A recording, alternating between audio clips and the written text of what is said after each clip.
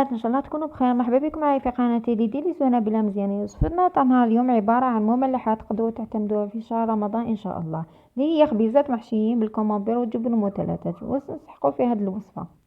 عندنا 10 مغارف فرينه، كاس حليب دافي، 2 مغارف زيت، باية حبة بيض، مغرفه خميره تاع الخبز، مغرفه صغيره ملح، مغرفه صغيره سكر، جبن الكمامبير، جبن المثلثات، زيتون اخضر وزرارة.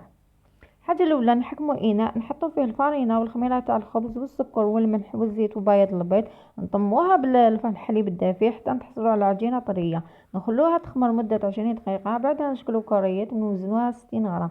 نفتحو الكرية ديالنا ونحشيوها بالكمامبير أو الجبن المثلثة، نعاودو نشكلوها على شكل كرية وندهنوها بصفار البيض، ندخلوها للفرن على درجة 180 درجة. هذه هي الوصفة تاعنا تاع نهار اليوم اللي كانت خبيزات محشيين بالكمامبير والجبن المثلثات. اتمنى تعجبكم الوصفة. نتلاقى في وصفات أخرى إن شاء الله. إلى الملتقى.